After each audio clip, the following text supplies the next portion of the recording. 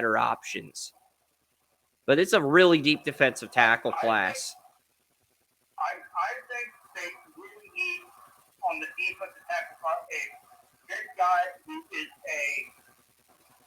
a. Okay, so we are on Restream now. You can see the draft here. You can see Trey Benson, Chris Abrams, Drain. Tavian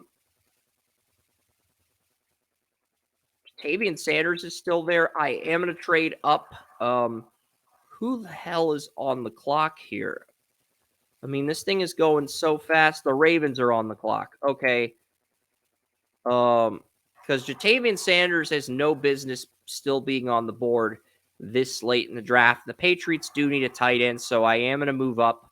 I will give up 68 and a second next year for 61. And I'm going to be taking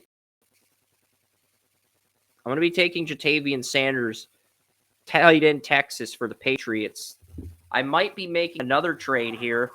I'm going to be trading the Lions my first round pick next year for Roman Wilson. The Lions traded the Bears before even giving me a chance to fuck you, Lions. I guess we're giving Brett Veach a first round pick for 50. Because I said I was going to load. Wait, I have a second round pick from the Saints I forgot about. So, yes, I will give that up, and then I'll give up these 2 7ths, and I'll give up 175 for 63. I don't know if this will go through. Okay, that's not going to go through, but I was willing to give up quite a bit. Roman Wilson was the player I was going to take. So, yeah, it's like I am trying to stockpile the Patriots with talent.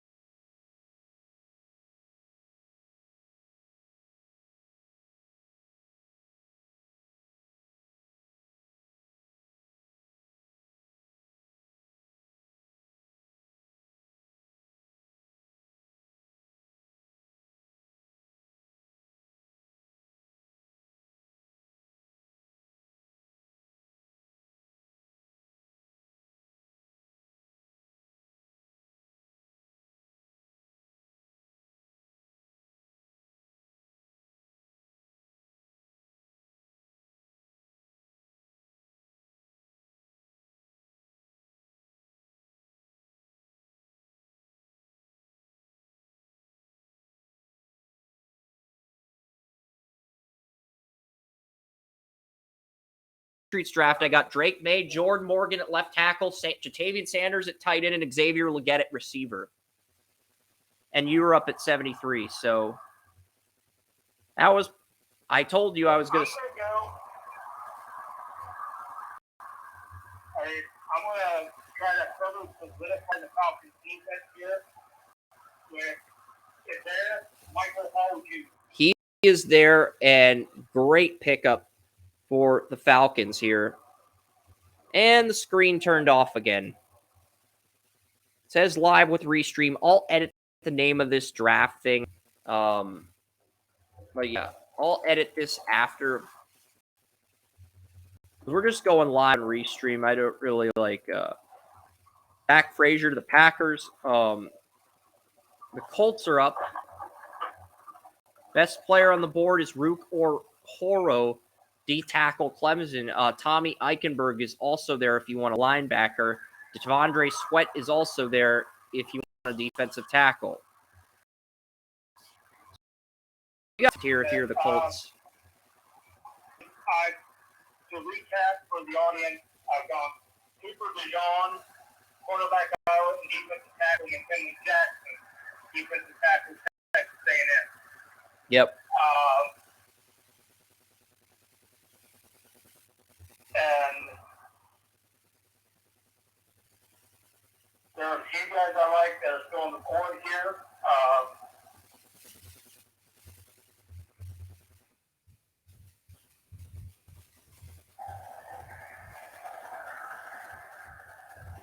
are the guys you named? Rook or Horo.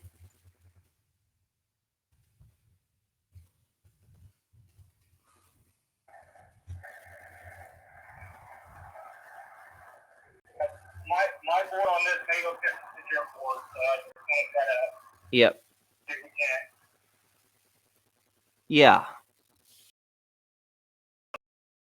I agree. I'm seeing. Okay, so yeah.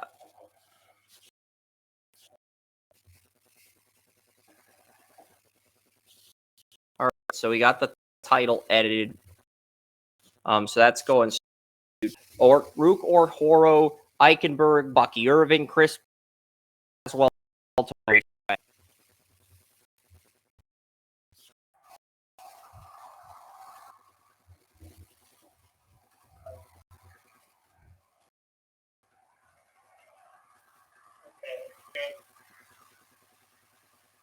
because Sweat is on Sweat's available. my board. On my board, he's gone, so I'm going to go ahead and I'm going to take Sweat in this situation. And we're going to give the Colts 2 defensive tackles to try to complete that defense and cause disruption for those linebackers right here. Yep. Best player on the board is Rook or Horo. The Browns take James Williams from Miami. I'm looking for the right player for Pittsburgh. Right player for New England and New Orleans as well. Is there even a quarterback I could pick to groom behind Carr? Or I don't even have to go the quarterback. Who is up next? Spencer Rattler's a Lion.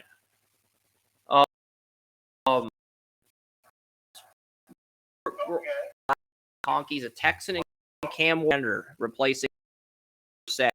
Panther to start round 4. Ambassador is a 49er, and I am lock at pick 99. Okay. Is Van Dyke there? I'm the Patriots. I was for the Saints, but looking at my Patriots draft, I got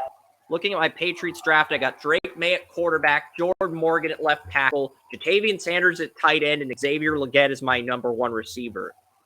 That is a very strong draft so far. I mean, I'm not saying well, we're going to get Blake Corum, running back Michigan. He's still there in the 4th round. We're going to add another piece. That way we don't have to pay Ramondre Stevenson when his contract is up. And we add another piece to this offense. And I think that's been the strategy, is reload through offense and try to trade for pieces. You are up at 106, though. Can I get Howie Roseman to trade me his pick? I'm looking to see what I could get here. No, he's taking Jalen McMillan. Jalen McMillan, product of Howie Rose, is the official pick for Philadelphia. Jalen Polk is the number 1 player on the board. Braylon Allen's 2. Benson Oates 3rd. Edgerrin Cooper, Texas A&M. Audric Estime is on the board. Mekhi Wingo, LSU defensive tackle, also still there. Okay. Is that Frazier still there? No. Packers took him at the beginning of the 3rd round. Damn. He was in a good issue. Zach Zinter is there, but that's it. So far for the Falcons, we've taken Jeremiah Trotter Jr., Jaden Daniels, and Michael Hall Jr. Yep. Linebacker, quarterback, defensive tackle. Yep.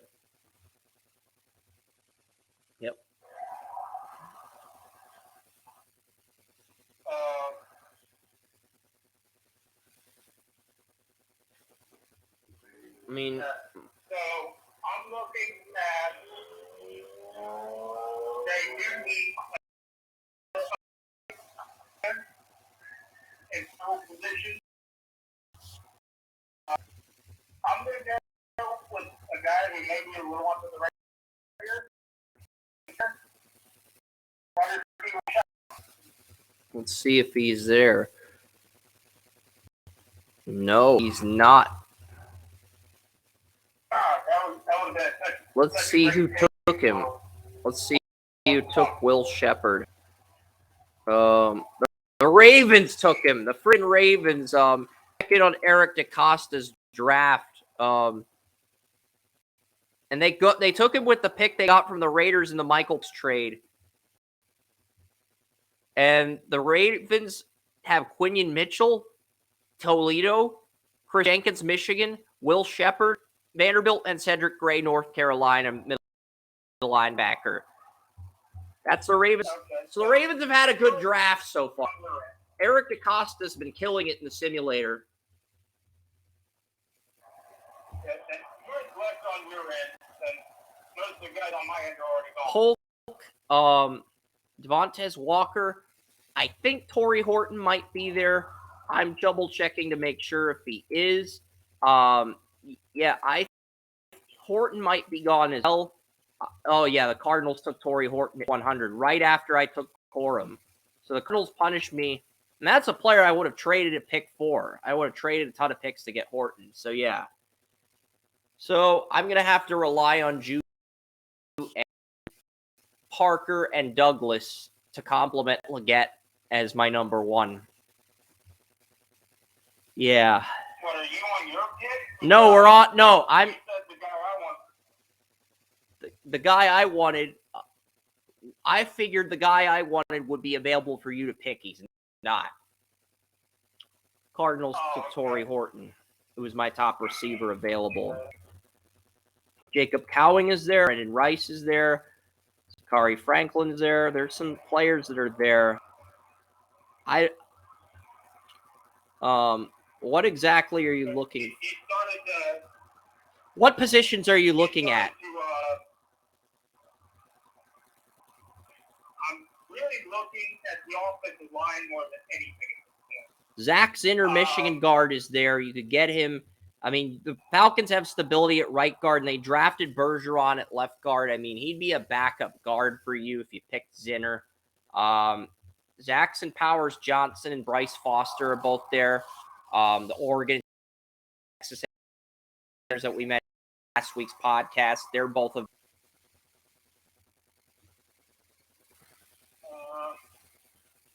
Drew Dahlman does enter the final year of his rookie deal next season at center.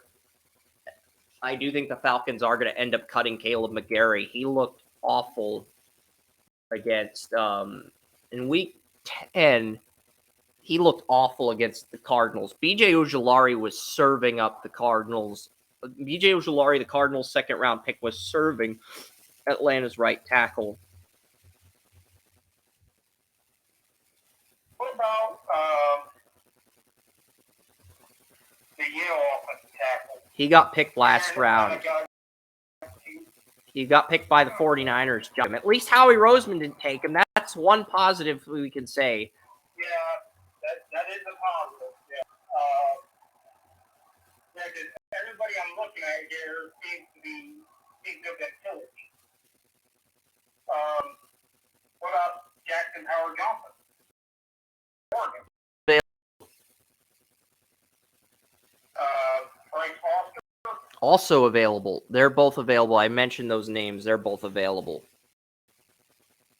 Oh, okay. Just simply because of the type of offense the Falcons tend to run. Let's go with the guy I'm a little bit higher on here. I'll go with Drake Nugent if he's available. I have a 5th on him, but he's the Michigan center. 6'1", 300. You want Drake Nugent? All right. Yeah, I'm on Nugent and Newport. All right. Damn it, the Chargers took Kyrie Jackson. That's who I was going to trade up for. Kyrie Jackson, the Oregon corner, that's a baller in press coverage. The Chargers didn't Charger for once. Chop Robinson, Graham Barton, Cole Bishop, Kyrie Jackson. The Chargers have had a strong draft. They haven't chargered in the draft through 4 rounds yet. Were you expecting them to charger at least once? At least once, yes. At least with the Falcons, I think, for the next 2-3 years. Chargers usually how they're drafted. They just kind of go with it. And I know what my bet is. The Chargers usually don't know what they're drafting. So I am surprised a little bit by the Chargers. Yeah, Audrey. They know what they're doing. Yeah, that's the AI. Maybe Tom Telesco should take notes on what the AI is doing for the Chargers in this draft. But the Colts are up at 112. Top player on the board is Wisconsin running back Braylon Allen. I mean, he'd be a good replacement for Zach Moss, even though you have Jonathan Miller as your starter. The other running backs, Evan Hull, the running back he took in the 5th round last year, suffered a season-ending injury. Zach Moss is a UFA.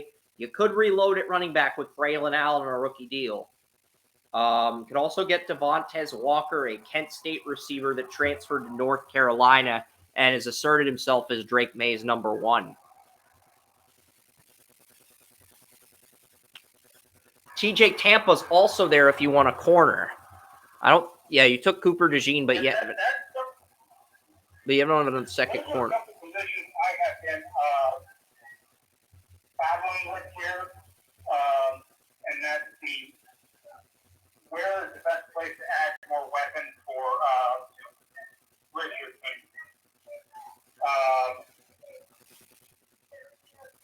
So looking.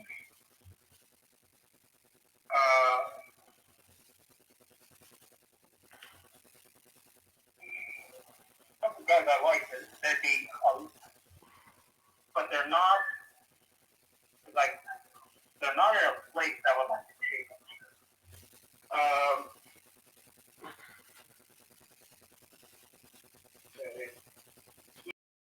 He's gone.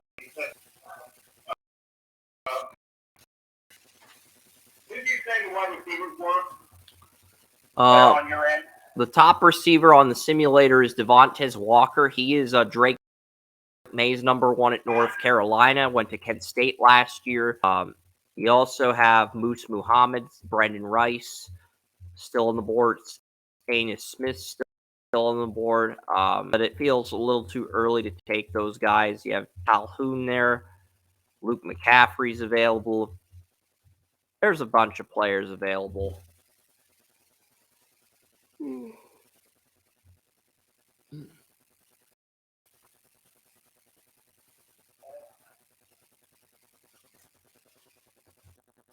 Walker is not available on my board, so I'll go ahead and I'll take him. All right, Devontae Walker, North Carolina is the pick. Who the heck is up? Because I'm going to try to propose a trade here between the Saints and the Bills. Because I already took Corum. Offer a 3rd and 147 for 114. I mean, offer a 3rd and 179 for 114.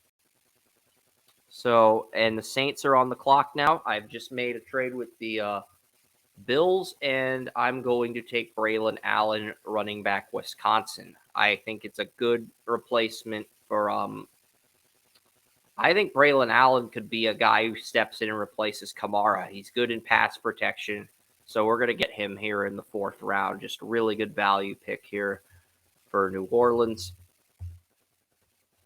And right now, the best player on the board is Mekhi Wingo. Jonah Ellis, the defensive end we discussed earlier, is also still there. 49ers get Zach Zinter, Mekhi Wingo, Johnny Dixon. Jonah Ellis is a Giant.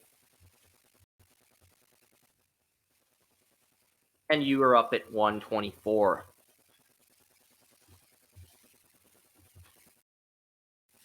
Jackson Powers Johnson is there. I'm center.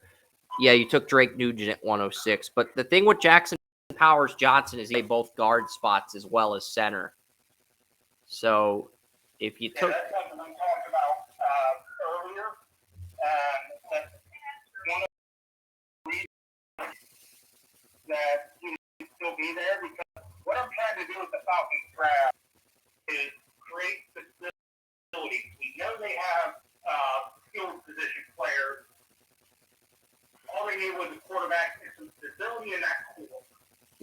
So they need a quarterback. They need an offensive lineman that can do the job and set up for the future. Yep. So that's the same thing here because I do believe that they will, if they don't, their guards are pretty good, but I think they can be upgraded. And I also think the center can be upgraded, which is why I consider before. But those guys that can do multiple things, I'll go with Johnson. Because that will complete the interior of that Falcons offensive line and make sure they have facilities. Smart pick. The Vikings.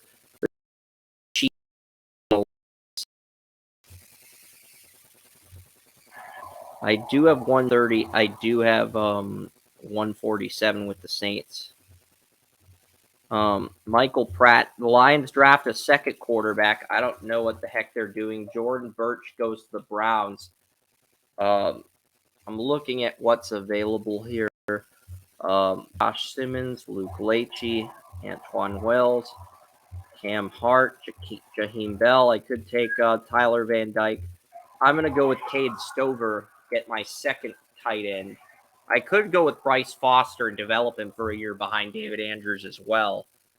Yeah, I'll do that, and I'm going to trade up with the Cardinals for Stover because Patriots are losing 3 tight ends to free agents, and Stover is just incredible value this late in the draft.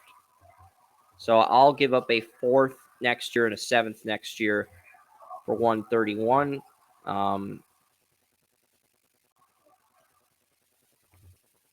All right, we'll try the Giants. I don't know if this will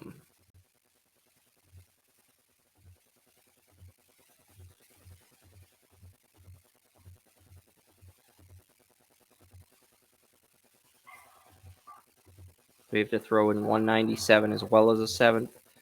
Okay, yeah, that's what I'm going to pick. My Cade Stover, now I have 2 tight ends. I have Stover and Sanders as weapons for Drake May.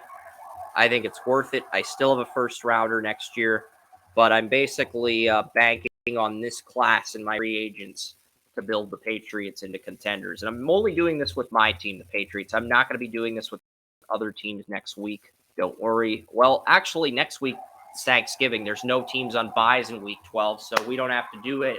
We don't have to do this next week. Pretty much next week, all we have to do is maybe a few segments. I mean, really. So it's like next week will be a very smooth sailing type show. Defensive tackles, and then maybe we talk about some MLS playoff games and some NFL playoff games in Ohio State, Michigan. We limit it to like 4 topics because I want to be done by noon if possible. Falcons and Falcons play the Falcons are up at 137. Joey, you're back on deck. Donovan Edwards is there if you want running back depth. Luke Leachy is there if you want tight end depth. And Dante Corleone, who's been one of your favorites. 37. Oh, he is there? Yeah. Okay, so he's there on my end too, so I want it. He was there on my end too, so I was just waiting to see if he was there. Yep. Omar Spites goes to the Commanders. Curtis Jacobs, Cam Hart, the Broncos. Josh Simmons, the Bengals.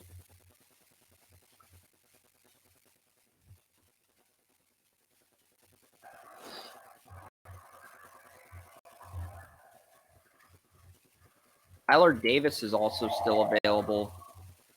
I mean, now that I've addressed most of the core positions on offense for my Patriots, I can focus on defense. Now, pretty much. Colts are up at 43. Don, what if you have not drafted a running back for depth? Donovan Edwards is a massive bargain this late at 143. Because you don't even need him as your starter. He'd be your Zach Boss replacement.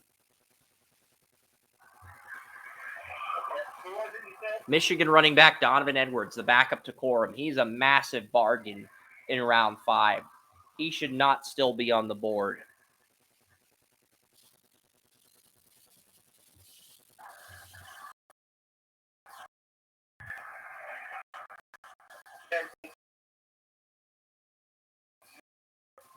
Yeah, it shouldn't be.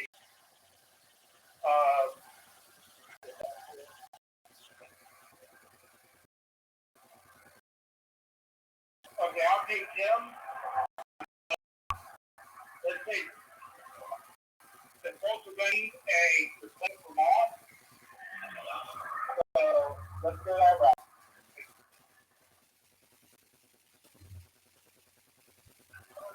Yep. The Saints, they have Braylon Allen, Troy Franklin, J.J. McCarthy. I'm just looking at the options available. These are not great options. I do like Clemson's Tyler Davis. Did I accidentally zoom out? Oh, crap. What the heck did I do? I accidentally zoomed in entirely. So I have to scroll all the way. Yeah, if you were on the live stream, you'd be roasting me so hard by now, just looking at how badly I screwed up the. So I'm just going to pick the best player on the board. I'm not even going to make any more trades because it's late in the draft and I screwed this up beyond repair. I did. Accidentally zoomed in and I screwed this up beyond repair. I did. I screwed this up. It's like it's in screen, but it's like I can't zoom out.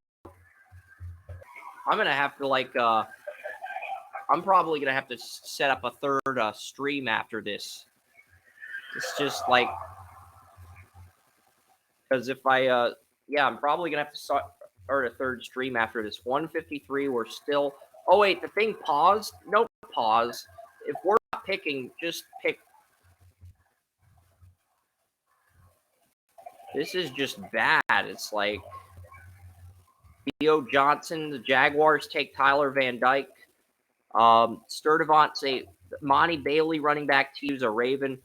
Jake Bringenstool, tight end, Clemson. Mike Sainristel, Michigan, is the Vikings. Tyler Barron is a Brown. Luke Leitchie is a Raheem Bell is a Panther. Anthony Belton is a Giant. And the Patriots are up at 164. I can't even see the board here.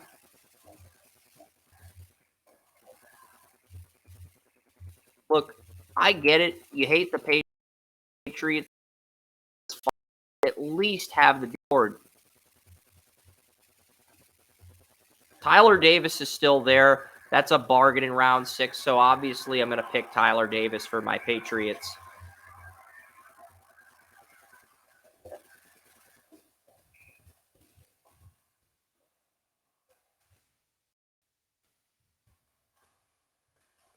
So Jack Howell goes to the Bills. Gene Davis goes to the Commanders. Jalen Carley's Missouri goes to the Eagles. Bo Limmer. And the Chargers at 173 get Darian Chestnut, LSU. And Javian Cohen of Miami goes to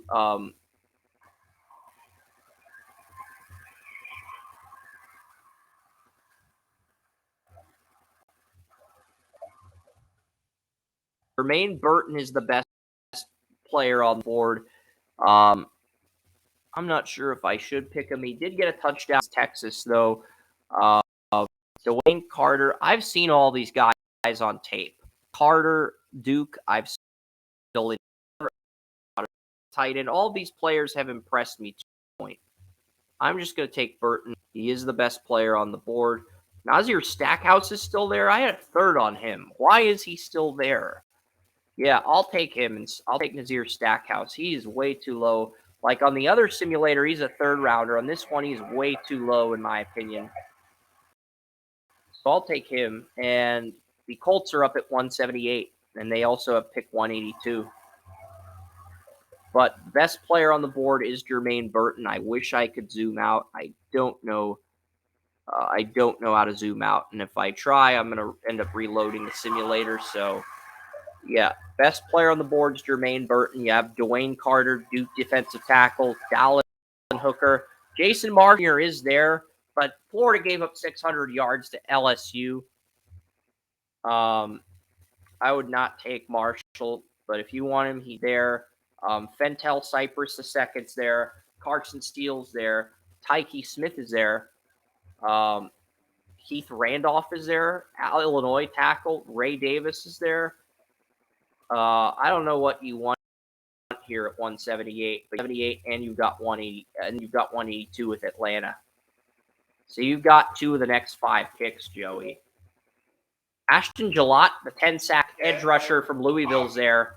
Good value, too, by the way. I have a 4th on him. You can get him pretty late here in the 6th.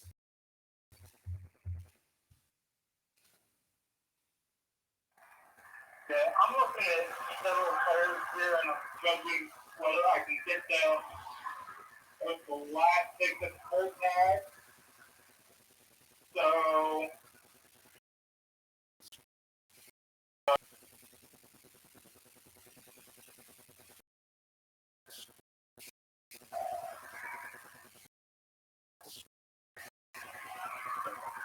a couple guys I like, but not.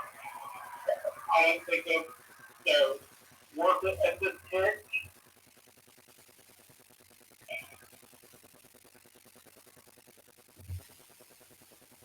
You already took Stackhouse. Yeah.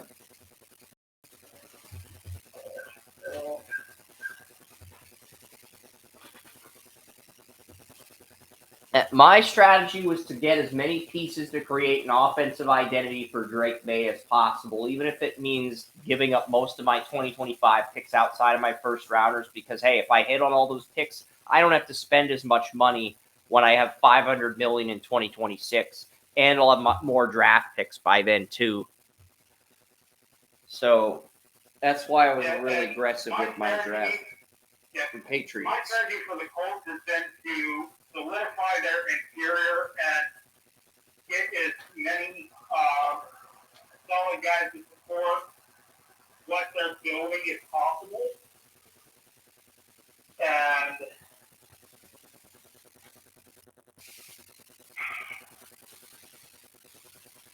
is any chance Brendan Wright still available? Let's find out. I mean, Jermaine Burton is there. Click on the receivers. Jermaine Burton, Cowing, Brendan Rice is there. I'll click on Rice. Okay, let's get Brendan Rice, an explosive guy who try to solidify the special teams and the Browns take Jermaine Burton and the Cardinals take Jason Marshall. You are up. Top player on the board is Dwayne Carter, D-tackle Duke. That's the top player on the board for the Falcons. Dallin Hooker, Colorado State tight end, is also there. Jacob Cowing, Arizona, is the 3rd best player on the board. I mean, these are guys you're considering, but you're not giving serious to at this point. So, like, is there a certain player you... It's like the Falcons were a team.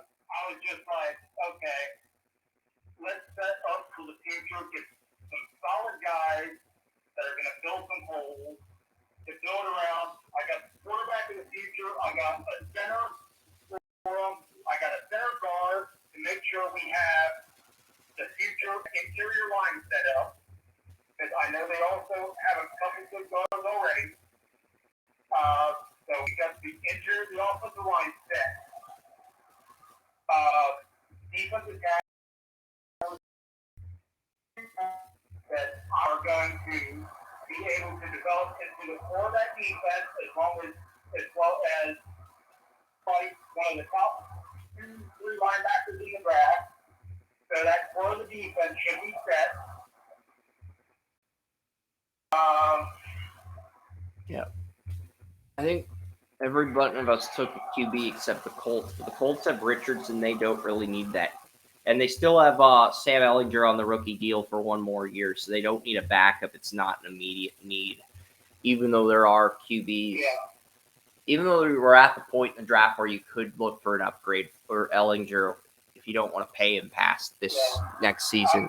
I'm at the point in the draft that I'm going to just take a guy I think has high upside. Is Hank Wilkie still there? Let me find out. Let's find out. Yeah, he's there. Okay, Kim. All right. That should set up the linebacker position and help solidify that the next few years.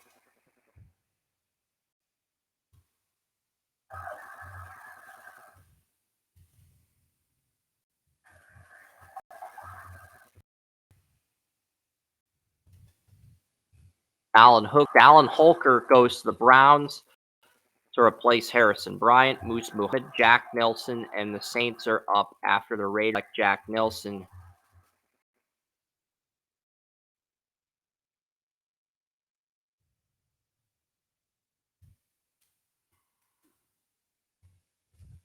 I'm just going to take Dwayne Carter because I don't like how the screen just zoomed out. Round 7, last round here. Jacob Cowing, Jalen Simpson, Carson Steele's a Raider. The Texans take Anus value pick for DeMeco Ryans, Nick Keith Randolph Jr., Tyler Warren to Carolina, Jamon Dumas Johnson, Titan, Colby Young's a Viking. Ben Bywater is a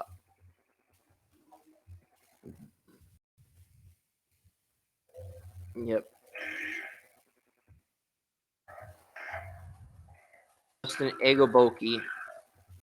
I really don't like any of my options left. I'm going to look at the edge and safety positions and see if there's Jack Sawyer's still there. He no business being on the board this late. Jack Sawyer, you're coming to New Orleans.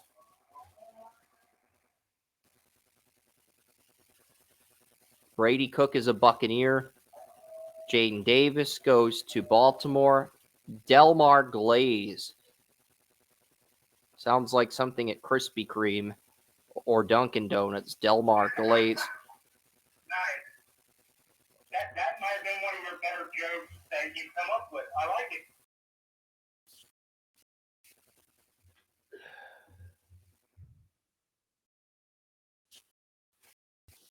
Colin Castles. They're up at 209. Okay, so I'm on my last hit. Yep. Go with pure upside here. It's the guy I think if he gets his weight down, he could be a really productive NFL player. But he's way too heavy. He's got to lose at least 20 pounds for his position. And I'm going to go with Jalen Conyers, tight end, Arizona State. He's about 270 pounds. Yeah, to Jalen Conyers, Arizona State. I got it. Really good. You there? Yeah, I got it. Jalen Conyers. Kenny Logan Jr. is a Texan. Lathan Ransom, also a Texan. MJ Devonshire's a Raider. The Cowboys take Graham Mertz in the 7th round as their Cooper Rush replacement. Tolini. Thomas Yasmin, Utah tight end, is the Browns' 7th round pick. Trickwize Bridges. Jay Stanley, Southern Miss safety. Ruben Fothery, the second's a Dolphin. Jaden Thomas. Braden Fisk, Florida State. Jalen Wright, Tennessee. And the Chiefs select Jaquan Shepard with the Mr. Relevant pick. So Jaquan Shepard is Mr. Relevant. Recapping Joey's draft: Trotter, Daniels, Vincent, Corleone, Peyton Wilson, really addressing a lot of key areas. I'd give that an A. Colts, Cooper DeJean, McKinley. I wouldn't really have Falcons draft because the players that I really wanted, I knew I couldn't take because if I would have taken them, I would have neglected the team overall. And I didn't want to neglect the team overall. I wanted to build around their key players and their work and what they created. So that was really my thought on this draft and how I did it. I thought I did a good job with what I was given with what the team is, but I didn't like it as much as it would have been if the team itself had a different makeup and a different coach at this point. Yeah. Cooper DeJean, You know yeah, I hear you. Jackson McKinley, I'd give the Colts draft a B+. I thought you got really good value when you got it. Patriot draft, I went all in with the Patriots because I'm thinking, okay, if we get Drake May, we got to draft some good players around May, or otherwise it's going to be a disaster. So 2 of my top 3 tight ends in the entire draft. Very offensive-heavy draft, but Bryce Foster can learn under David Andrews for a year and then take over at center. Corum can be a change of pace back in year 1 and then take over for Stevenson in year 2. And then you have Tyler Davis at defensive tackle. So this was my Patriots draft was very, and we also got Stackhouse. So we got Davis as a 34 defensive end for depth and Stackhouse as a nose tackle for depth. So my draft was very offensive heavy. I did ignore some needs in the secondary, but hey, with the money we have and all these guys on rookie deals, I think the Patriots are going to be set to be competitive for years to come. I really like your pay draft. I'd give it an A-. I thought that if I would have loved for the Falcons to have to make up this Patriots did because I think you had far more options and you did a very good job with your options. But I also think you had more needs, so you I think with some of the better. Yeah, because I figured we got to get some good players around Drake May. We get Jordan Morgan, Jatavian Sanders, Xavier Legette, Blake Corum, Bryce Foster, and then Stover as a tight end too. That gives this offense an identity. We can keep Juju and Parker as stopgaps. We can keep Demario Douglas and Tyquan Thornton as stopgaps, but adding the pieces we added gives the Patriots an identity long term. And that was the goal. And let's face it, I said before the season, I did like the Patriots defense, but I thought their offense was horrendous. They have proven that this year. You did a very good job of completely rebuilding the majority of that offense while adding pieces to the defense that you may not have rebuilt defense, but you helped them out a little bit with a young offense. And I really like that strategy and how you were able to. Well, the thought process is let's just go all in on the 2024 draft and accumulate as much offensive talent as possible, and then we'll use $205 million in 2026, $515 million to rebuild our defense we have.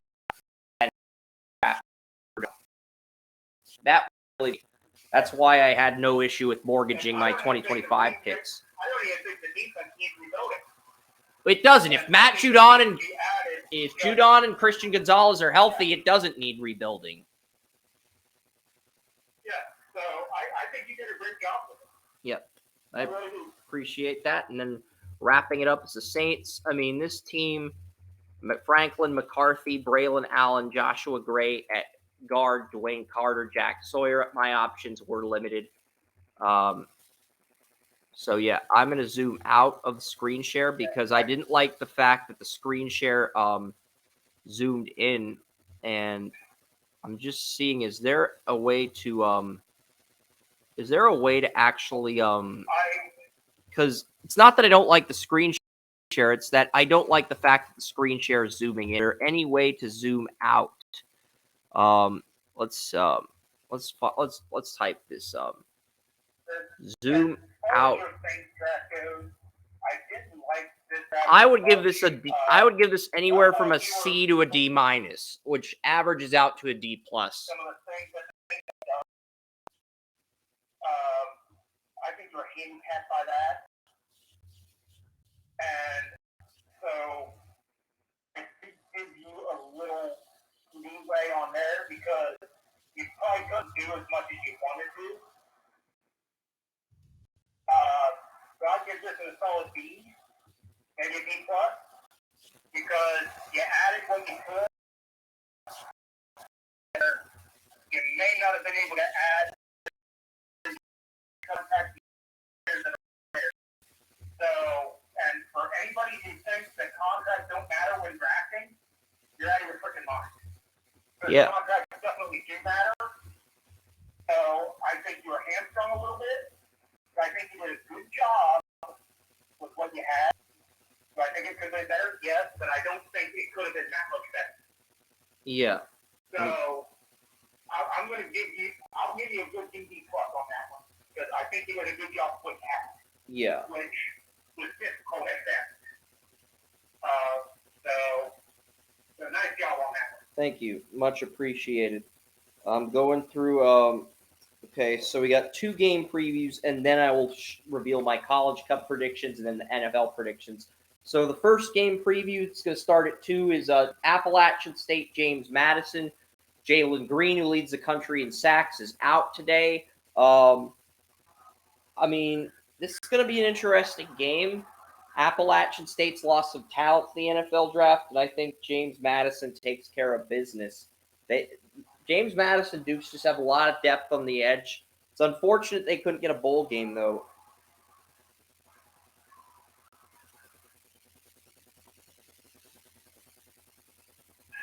I think for a Division 2 game, this is going to be a great game. FBS game. NFL draft club. Division 2 game. Appalachian State versus James Madison. They're both FBS teams in the Sun Belt. They're both Sun Belt teams, but it feels like a Division 2 game because they both used to be smaller schools. I forgot that they both got boosted up. But it does feel like a Division 2 game yet, even though both teams got boosted up a couple years ago. I've always seen both of them as a D2 team.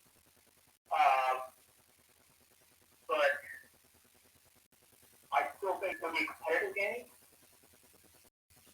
And I think both teams have a couple prospects for the NFL draft that are going to be on display. And I hope, my only hope for this game is that the prospects for both teams come out and really show what they're made of. Because this may be the biggest game it'll keep playing all year. So I hope they come out. I hope they.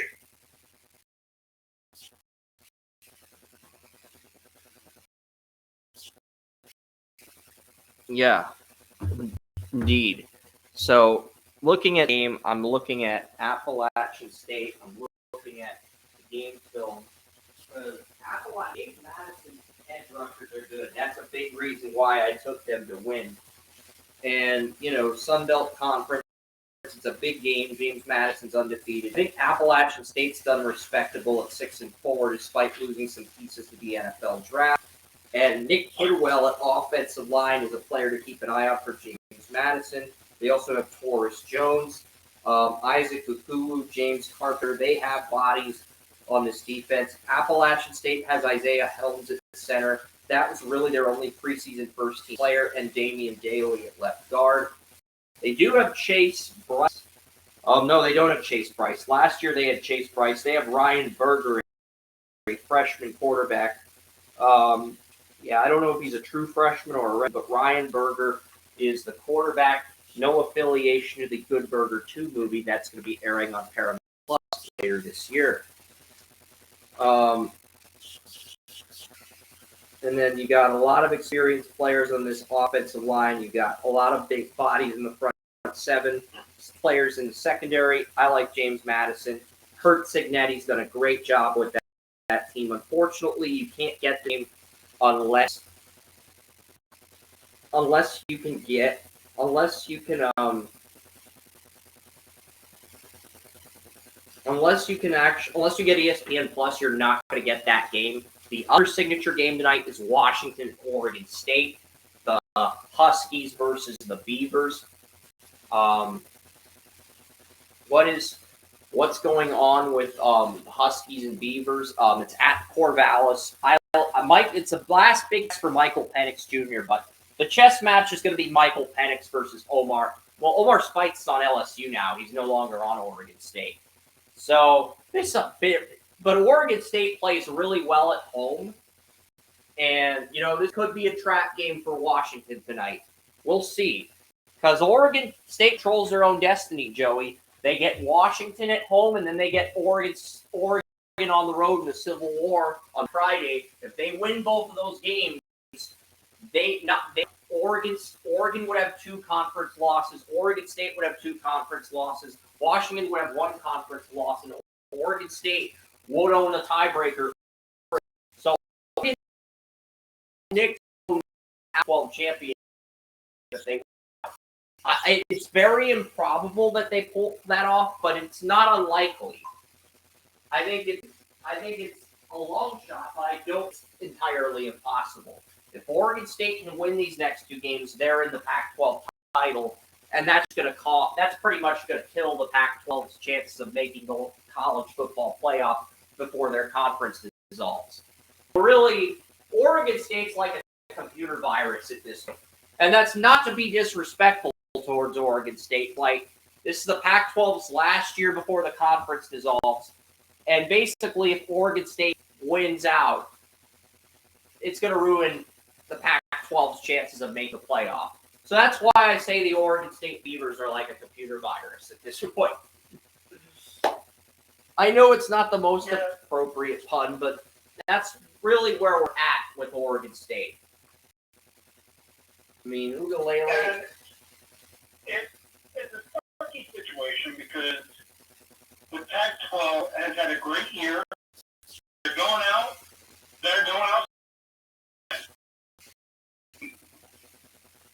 And I think they're proving that.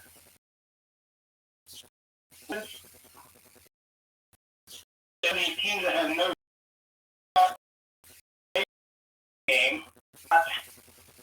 well, we're looking at Smith because Pac-12 has been really good, and I hope their last game is in the playoffs.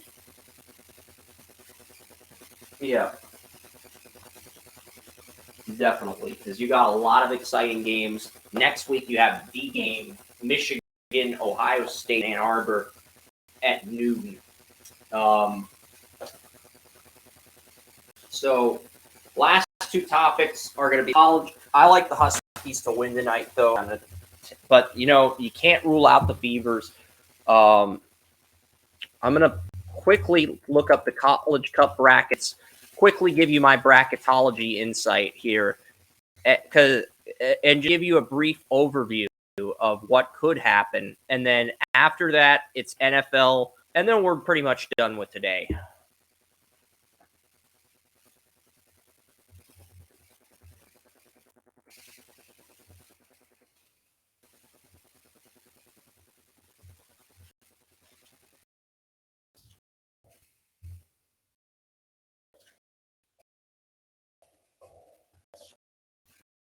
Okay, I guess the screen turned off.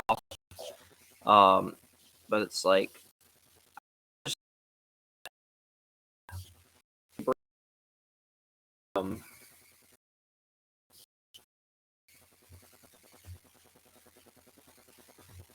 all right, so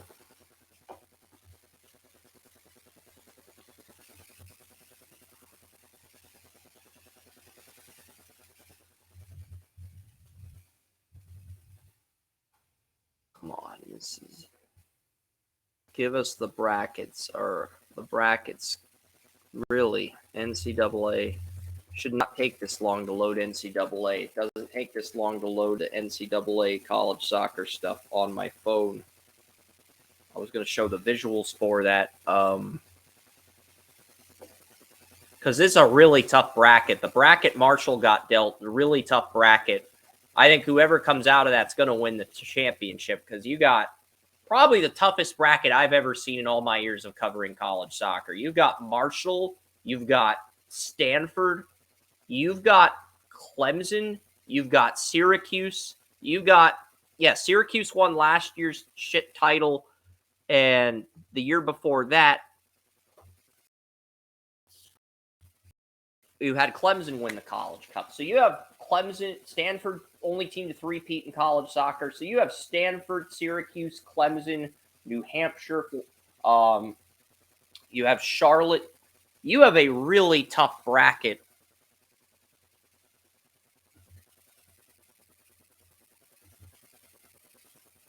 I mean, you have a really tough bracket. That's a really tough bracket to get through. I kind of want to show the visuals here, and then I promise we'll get to NFL predictions and we'll call it a day because I'm at that point where I do want to call it a day. I mean, when I pull all-nighters the day before the podcast, I basically try to get as much content up on the site as possible because, we got 16 games next week okay, you know what? I'm going to try something else. I'm going to, instead of using freaking Chrome, I'm going to use either DuckDuckGo or the Brave browser. I will put this on there. See if that works. I'm not saying it will. I'm saying let's try it and see what happens. And if it doesn't work on the Brave browser, we'll try it on DuckDuckGo. That's why you can't be dependent on one server. All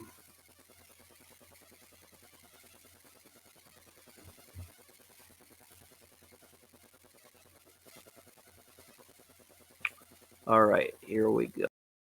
We gonna load.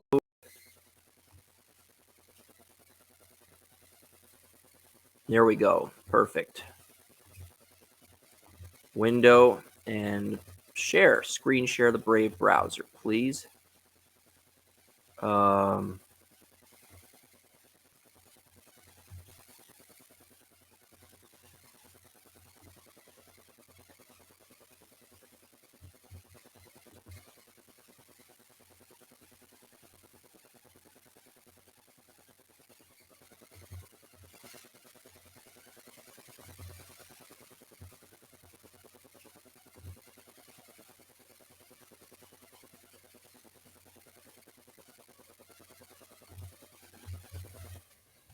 So basically, Marshall's going to be Marshall's in the same bracket as Missouri State, Stanford, Clemson, Charlotte, Syracuse, and New Hampshire. That bracket's going to be tough. I mean, Marshall, Stanford, Syracuse, and Clemson. I think whoever comes out of that is going to win the tournament. I mean, West Virginia and Georgetown are really the two tough teams in the bottom bracket. But again, the top bracket is tough. I think the right bracket's the bracket with the most parity. If North Carolina doesn't win that bracket, Portland, Florian's favorite college, or Oregon State, maybe Denver or number 2 ranked SMU. Neither Denver or SMU won their conference. Remember, Denver lost to a 3-win team in their conference tournament, but they did beat Long Island to get to the round of 32. And then you have Virginia playing Florida International tomorrow. You have Indiana playing Wake Forest. That's a big game. That's a big game because whoever wins that game could go on a run in this bracket. Duke plays Western Michigan, and Kentucky plays Notre Dame. Florian called this the ACC bracket. He's not wrong. He's just disgusted by the fact that there's so many ACC team bracket, one portion of the bracket. He's not wrong. I mean, it's like, and the finals are going to be in Louisville, Kentucky instead of Cary, North Carolina. But I've got the winner of Marshall versus Clemson, Indiana in the finals, Joey. That's my prediction. I mean, Indiana's just getting at the right time, and sometimes that's all it comes down to. when it comes to picking these college soccer games. Oh, here we go. We got the screen share up. Perfect. But yeah, Marshall should beat Cal Baptist and Stanford. I think Syracuse beats New Hampshire, and we get a Syracuse Clemson Sweet 16. I think West Virginia and Georgetown are on a path to the Elite Eight. I like the Mountaineers over the Hoyas. I think they're end up in the College Cup. They're going to beat Forest, and then they're going to go on a run, and they're going to beat all the ACC teams. They're going to beat Virginia. They're going to beat Duke. They're going to beat Notre Dame. Whoever comes out of the Duke Notre Dame region in the Elite Eight. I mean, it's not going to be an easy path for Indiana, knowing they got to go through 3 ACC teams. Might be too big of a path. Portland, I was rooting for SIU Edwardsville. They had 0 losses and their goalie had 10 shutouts, but then they lose to Memphis in the round of 48. I mean, I'm a Duke fan. I don't really like the Tar Heels personally, so like I don't hate the Tar Heels, but like I'm not rooting for them to win their bracket. I'm not rooting for Yale. I'm kind of rooting for either SMU, Denver, or Portland.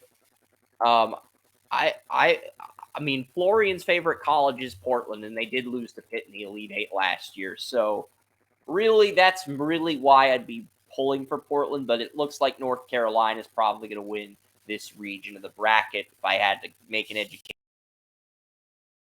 years we've had each last 3 years actually, Joey, we've had 2 ACC teams in the Final Four. I think we could get 3 this year because Clemson. It just depends. Like, honestly, I think Marshall or Clemson, whoever wins that, we could get 3. If Clemson or Syracuse can beat Marshall in the Elite Eight, I think we could get 3 if an ACC team knocks out Indiana. But it's wait and see at this point. The college soccer games start tomorrow at 2, and tomorrow at 1. So and once I finish coding week 12 in the NFL, I am going to update my MLS mock draft. So keep an eye out on that. The 2024 MLS mock drafts are always fun to do. All right, prediction time, Joey. Prediction time. Last segment on Talk Shoe, last segment on our show, and then we're calling it a day. Cowboys play the Panthers. You had great timing because I just got out of a very loud area that I had you on mute on, so great timing on your part. Well, I was just breaking down some of the College Cup matches, but whatever. It is what it is. They're fun to. That's even better timing. Yeah, because while you had me on mute. Yeah, you timed that up incredibly well with my walk. So, great telekinesis. I telekinesis. I'm not Charles Xavier from the X-Men, no matter how much you want me to be. Yeah, if Patrick Stewart were here, he'd be like, "It's all right, my child." But anyway. Patrick Stewart would be proud. Yep. Everybody on Draft Utopia took the Cowboys over the Panthers. I've got Dallas winning 27-13, and I've never done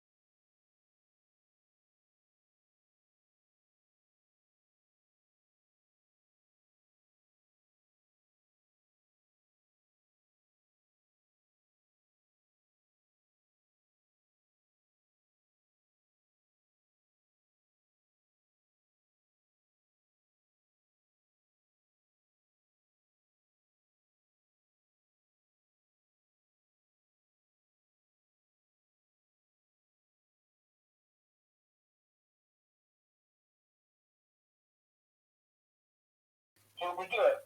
My question, though, is for both teams, how are the quarterbacks going to do?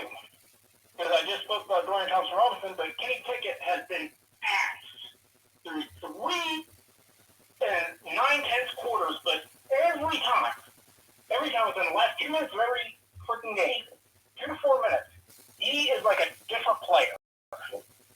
Totally different player. He comes alive in ways that you would never expect for a player that is complete ass for the rest of the game. And then he ends up leading teams to wins.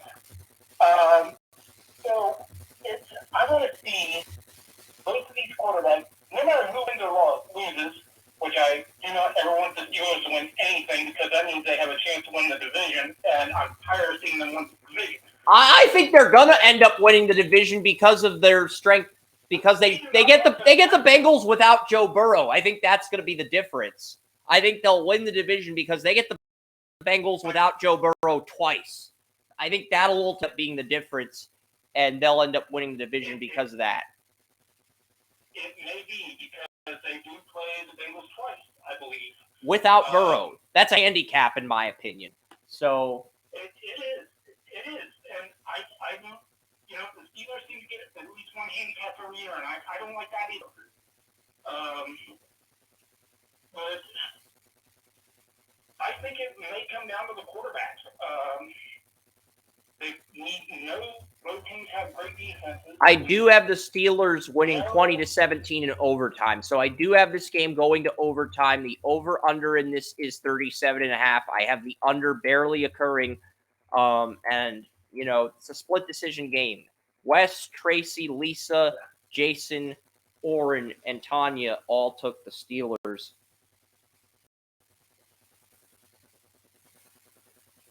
I think it's been a close game. I agree with you. You have a rookie quarterback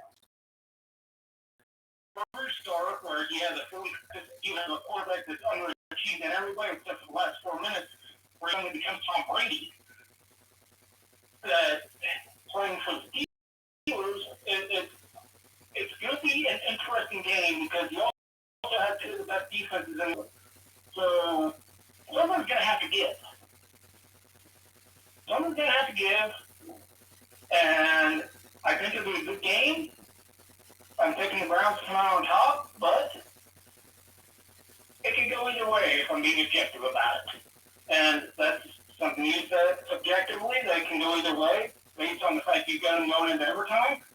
And the staff has it's almost a split decision. So I think that says a lot about these two teams and the competitiveness of the AFC North. And if any of these teams are left standing, which is debatable, at the end of the year, we'll see who comes out on top. Yep. But I predicted after last week's games, or after Thursday night's game actually, that all these teams would beat each other in the tape before the playoffs. So the team that ended up making the playoffs, those teams may end up being a global pace, but end up being kicked into that position. Yep. And there may be nothing left for their opponents to do. West's prediction. So I correctly guessed 12 of the 14 West was going to pick. I did the official pick morning. I just rose. So Bears and Lions in Detroit. I do have the Lions winning, but I'm going to tell you guys, the Bears are going to cover the spread. The spread for this game is you have the Bears. So is Nate Davis. This is going to be the first game all year. Bears with Fields. Because remember that Tevin Jenkins and Nate Davis were both on IR in camp preseason. So this is the first game where the Bears offensive line, Justin Fields, are both at full health. I have the winning 44. Spread is 7.5.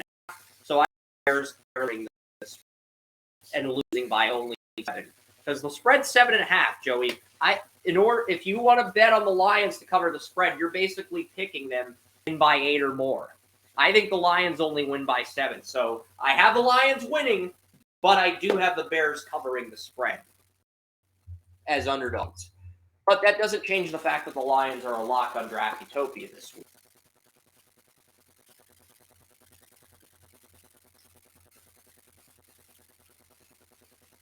Justin Fields can play all the Lion King music he wants in order to relax. That's not going to stop him. That's not going to stop Dan Campbell from getting some big plays when it matters, and that's ultimately going to be the difference in this contest. I noticed Joey just disconnected. You there, man?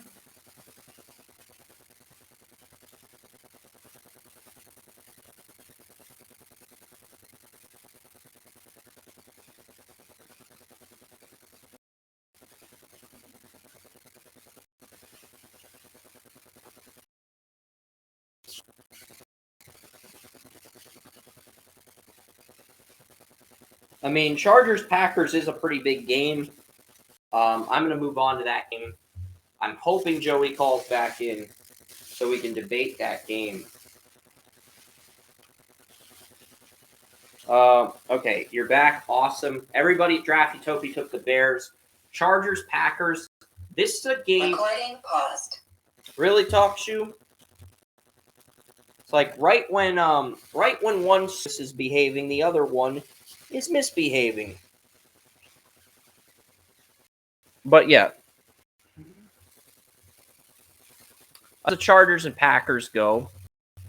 I took the Chargers in this one, but at least the Packers and her thought process was pretty simple. The Packers are deeper than corner than we expect. Yeah, they don't have Jair Alexander. They don't have Eric Stokes. It's not the best situation. Keyshawn Nixon was a defensive captain. You have Carrington Valentine's really impressed me on film heading into the draft at Kentucky, and he's the reason the Packers traded Rasul Douglas to the Bills. Also, their nickel corner is Robert Rochelle, the gut corner we both liked out of Central Arkansas. He's now the Packers' nickel corner until Jair Alexander and Eric Stokes come back next week. And the Chargers have injuries. Keenan Allen is out. Josh is out. Will out. Gerald is out. And Donald Parr is out. And they cut Trey McKitty. Chargers charging on offense. They're going to have to rely on their rookies. They're going to have to rely on both rookies, Joey, at both wide receiver. And you're going to have to rely on both rookies at wide receiver and Darius Davis and Quentin Johnston. That's literally the Chargers' game plan to victory, is to rely on the rookie receivers. I don't think you're as confident in it at all. But you and Lisa both picked the Packers. Everybody else on the site took the Chargers. I've got the Chargers winning 20-16. I don't think Herbert's going to score more than 20 points on the Packers with these rookie weapons and with all the injuries at wide receiver and tight end the Chargers have. I just don't. You want to explain why you took the Packers? Yeah, my thought process was looking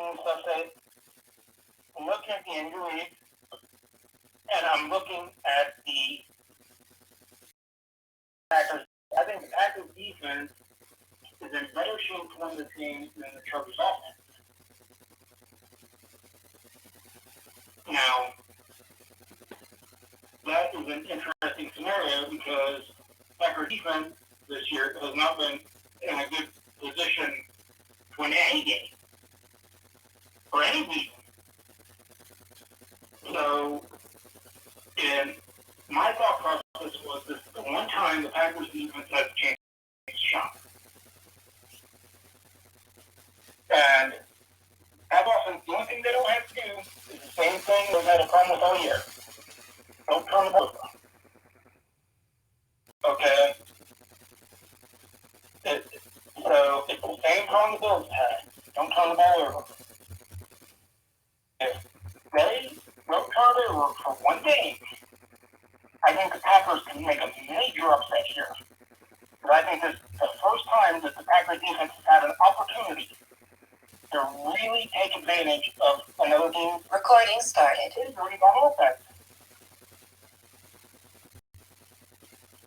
Yep. And there are some games going on. Miami does lead Louisville at halftime. But yeah, you made a great point. Packers, they do have defensive personnel to match up with the Chargers with their playmakers injured, even though the Packers are dinged up on the secondary. But Cardinals and Texans, this game was not a lock on draft utopia, Joey. Jesse Lucas took the Cardinals in the upset. Everybody else has the Texans winning. I've got the Texans winning 34-17. I think this is a blowout. Yeah, and I like what Kyler Murray did. I want to briefly touch on what Kyler Murray. Kyler Murray was taking accountability last week against the Falcons when Trey McBride got open, but he couldn't get him the ball. He was reading 4 out of 6 progressions, which is the most progressions I've seen Kyler Murray make. And he basically, he's showing the leadership you wanted to see from him. So Kyler's really showing the leadership you wanted to see from him, which is good. So from this point forward, I will refrain from making any Call of Duty Kyler Murray jokes, and I'm hoping Joey joins me on this map quest and does the same by refraining from Kyler Murray jokes. Because I feel like he earned it. Call of Duty has been asked this year from what I've heard from everybody who's played it, but at the same time, I'm looking at it, I've got to look at it objectively, and objectively is, will they go ahead and will he play regardless? Because Kyler Murray, that's the thing. Kyler Murray, 4 out of 6 progressions. You're not used to seeing that from him. You're used to seeing one read, take off, and run. And he's making up to 4 progressions on some of his completions, which is awesome. And he's also taking accountability when the team does something wrong, which is what you wanted to see from Kyler when he got paid. But maybe Cliff Kingsbury was the problem. Maybe this new coaching staff was the right fit for Murray, and maybe Cliff Kingsbury was the problem. That could very easily be the case. Nobody's going to doubt that because Cliff Kingsbury was, after Matt Rule got fired, he was the worst head coach in football. I'm not just talking NFL, I'm talking all of football. So maybe that was the problem. But it's going to be his play on the field that's going to determine my thought process. Yep.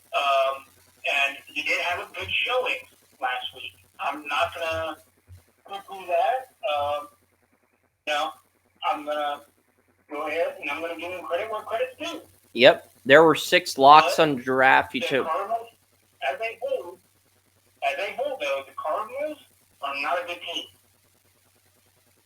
And that I think, no matter how good the quarterback is, we've seen years where some of the best quarterbacks in NFL history have had great years, and their team went nowhere. I don't think Kyler Murray is that caliber of quarterback, and it'd be difficult for him to win a game. I agree.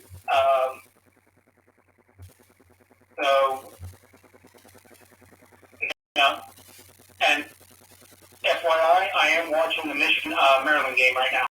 So that's on Fox. Jacksonville plays the Titans. The Jaguars are favored by 6.5. Everyone on the staff is taking the Jaguars. I think this is the first time all year everyone on the staff has picked the Jaguars to win. So this is the first Jaguars lock of the season. It took us 11 weeks, but we finally have a Jaguars lock on draft. Any of Joey's friends that are listening to this podcast who are Jaguars fans are happy, but we finally got a Jaguar lock after 11 weeks. We have another lock in the last 1 p.m. game between the Raiders and the Dolphins. Everybody took the Dolphins as expected. Brandon Jones is going to be back at free safety. Achane is going to be back at running back, but the Dolphins still have injuries at guard. Left guard Isaiah Wynn's out another week. Robert Hunt, the starting right guard, is out, and Robert Jones, the backup right guard, is out. So Lester Cotton and Liam Eichenberger are going to be starting at guard. But that's not problematic against the Raiders. Like, against the Jets, that might be problematic because the Jets do have really good defensive tackle and Quentin Williams that can expose the Dolphins' backup guards with quite ease. But, like, against the Raiders, that should not be a problem. The Dolphins are favored by 13.5. I have them barely covering 28-13. Giants and Commanders. Commanders are actually a lock on the site this week, too. I'm not going to dive into too much detail because Tommy DeVito is just awful. 27-9 Commanders. And here's an interesting stat that I came across. I don't know if it's true or not. You can double check me. Washington's quarterback leads the league in passing yards. He does. And you're correct about that. And Eric Bieniemy's been phenomenal with him. Yeah, so, I mean, that there against that defense, that in itself is enough to make me say, you know what? Commanders got their franchise quarterback. Let's move forward. Yeah, because Jonathan Allen saying They're going to be on. Jonathan Allen and Daron Payne are saying Sam Hubbard's the guy. So yeah. Yeah. The You can tell. The Buccaneers. If you lead the NFL in passing yards, you're good. I think the Commanders have got to fix that offensive line, but if they do and Howell underperforms next year, then you got to move on from him. But right now, he's earned another year. From what we've earned another year. Buccaneers play the Niners in San Francisco. 31-14 Niners. This was a lock on the site. Jets and Bills in Buffalo. I mean, this game, Benford did miss last week. So did Micah Hyde. Everybody except you and Tracy took the Bills. You and Tracy took the Jets. The rest of our staff has the Bills winning this. I've got the Bills winning this 28-20. I think it's a high-scoring game. I do like the over. The over-under is 40. I like the over in this one. I think we see a lot of points. I like the Jets defensive tackles, and I like the Jets defensive backfield. And I think those two are going to be the difference. I think they create turnovers, and I think they limit the running game. And if you do that against the Bills, you're probably going to win. I mean, the scenario, Lisa took the Bills, but she considered the Broncos, and her thought process was if Russell Wilson has no turnovers and Josh Allen shits the bed, literally, then the Broncos can steal this game, and that's exactly what happened. That's the exact scenario that happened on Monday Night Football. I don't think that happens against the Jets, but we'll see. Seahawks and Rams. I like the Seahawks. No, I like the Rams. I'm kidding. That was a joke. I was just fooling the Seattle fans. Aaron Donald. I like the Rams 24-21. Most of our staff does have Seattle. Tanya, Jesse, and Lisa took the Rams. You got the Seahawks. But both defenses are fully healthy, and both teams have 0 injuries heading into this game. So these are the two healthiest NFC teams at the moment. The Seahawks and Rams. Big for both teams.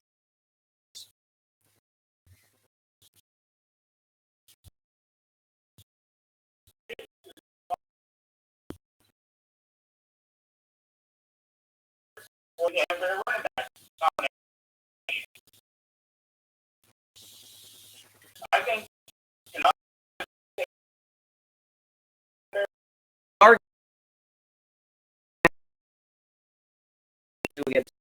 They're getting him back. Got her in week tomorrow.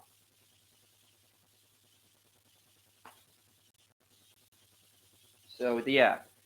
He is questionable at the moment, but they are expected to get him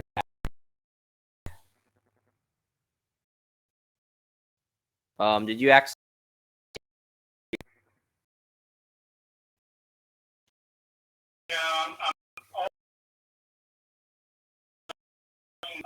That's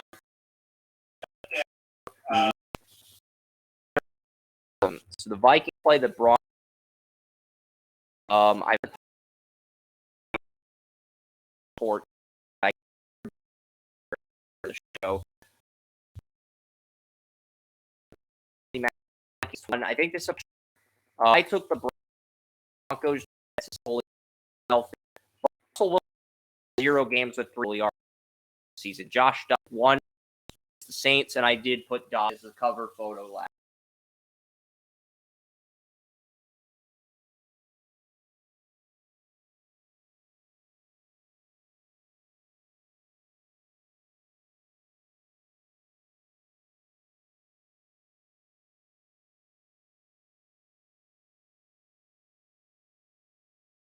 Watch.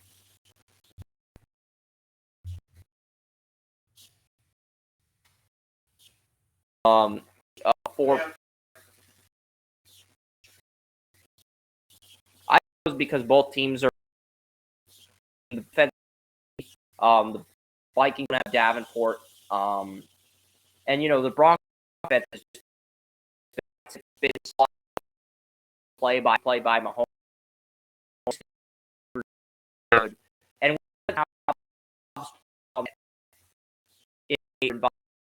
with the Denver. So for that reason, I think it's going to be a close game, 21. Even though the Broncos are favored by 2.5, most of our staff 7 out of 11, including Joey and Dobbs. Because Dobbs has a 300-yard game on his resume. Russell Wilson doesn't. So I don't blame the thought process of picking the Vikings over the Broncos. But I took the Broncos just because of their defense. Give credit to Sean Payton because he has got that team as the season goes on. I do believe this team does need a teardown on the defensive side and build up. But he's got that offense playing really well, and that defense is starting to come along.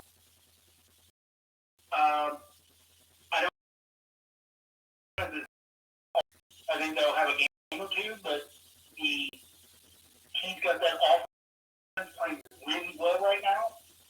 But at the same time, Josh Dobbs, like him or not, he's submitting him as a starter, high-end backup in the NFL.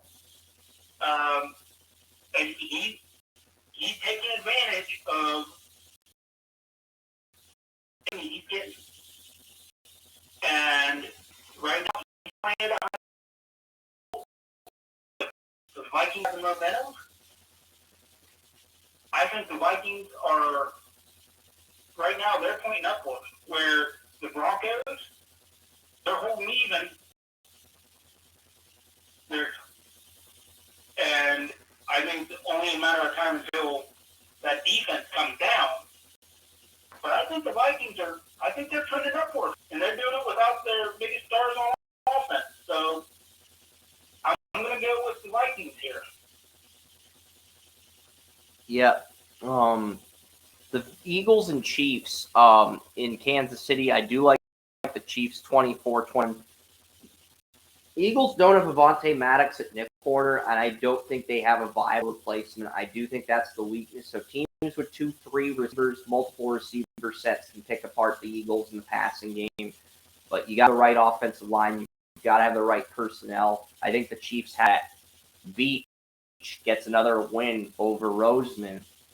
And, yeah, I mean, the Chiefs defeat the Eagles 24-21. I got the Wes, Brian, Lisa, Jason, and Jesse have the Chiefs. Tanya, Oren, you, Kerm, and Tracy have the Eagles. So it's a split decision, just like last year's Super Bowl. So, yeah. But I think it's more low scoring because the under happened last year. Chiefs are only favored by 2.5, and the over happened in the Super Bowl. So I think the under happens here. And the under is quarterback in the NFL is having as good year as they did last year or 2 years ago. But Patrick Mahomes is still the best out. But the thing is, all the defenses that are supposed to be good have been great. All the defenses. This is why you have to study the depth charts. This is why you got to study the depth charts, because the depth charts tell you the matchup advantages on both sides of the ball. And because I've studied so many depth charts, just copied and pasted depth charts updates from week 1. I kept track of every single injury from the start of the regular season till now because I pretty much take the under on 70% of the over-under bets this year, and it's been about 69, 68% under hit. So that's been my secret to correctly picking games, and it's something we're seeing a lot more of.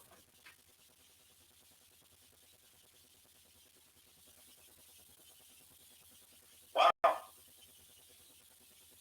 Okay. And sorry. The big play. In this game, that is important, especially in my opinion. It's the importance of the depth of wide receiver for the Saints, or not for the Saints, for the Chiefs, and the importance of the depth on the defensive line for the Chiefs, because if they don't have these, they're going to be fighting right into the strength of Eagles. But they've got good depth there. That's what makes this matchup intriguing. Yeah, the only player on IR for either team, I mean, if you exclude Avonte Maddox, who's on season-ending IR for the Eagles, the only players on IR for both teams are Nakobe Dean and Nick Bolton. Nakobe Dean for the Eagles, Nick Bolton for the Chiefs. The Eagles have Zach Cunningham as the backup to Nakobe Dean. The Chiefs have Drew Tranquill as the backup to Nick Bolton. So that's really... And both of those guys have been serviceable as backups, so it's not like they're terrible. I like the Chiefs by a field goal, but again, this could go either way. I think most of those backups could be starters on some teams. So, I mean, last year Drew Tranquill was a starter on the Chargers. Then he goes to Kansas City as a backup to Nick Bolton. He'll probably get another starting gig next year somewhere else. I would think, because with all the games he's played for when Bolton was injured, he's got enough on his resume to say, I'm a viable starter somewhere. So I would think he's going to start somewhere next year. I do as well. So I don't think there is a drop-off at those positions, but I don't think it's much. Yeah. So I think these two are as close to full strength as they're going to get. And this may be close to a Super Bowl match we're going to get this season. Yeah. Yeah, but the AFC West is to play the AFC North 2024, and the Chiefs get the Ravens and Bengals at home. They get the Steelers and Browns on the road. I think the Chiefs, if they can survive the gauntlet of the AFC North, they'll be the 1 seed probably once again in 2024 because their schedule is a lot more favorable compared to this year. And I know you hate to hear that because you want to see some parity, you want to see something new, but the Chiefs' strength of schedule is much more favorable. I'm not going to argue with it, though, because when you go against the AFC North, you're going to get hurt. You're going to get banged up. And if they come out of that in good standing, I cannot argue one bit with them being a top.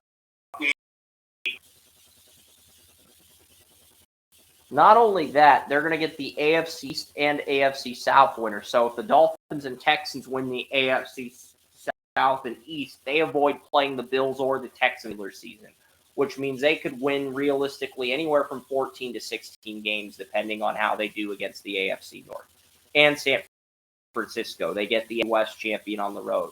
So if they get Seattle instead of San Francisco, I think you're looking at anywhere from 14 to 16 wins against, with all their losses coming against the AFC North, because they get Pittsburgh and Cleveland at home, but they get Baltimore and Cincy at home. They get Pittsburgh and Cleveland on the road. So Cleveland, outside of Cleveland, I really don't see a game that is tough or disadvantageous for the Chiefs right now. But it's still early, and it's still early. There's a lot that could happen in the season. There's 8 weeks left, and week I'll have the defensive tackle rankings up, Joey. We'll have week 12. I'll try to make some MLS playoff picks. And yeah, next week we got Ohio State, Michigan. I am so excited for that game. But yeah, anything you want to say before we sign off here? I just think it's going to be an exciting couple weeks of football. So sit back and enjoy. Agreed.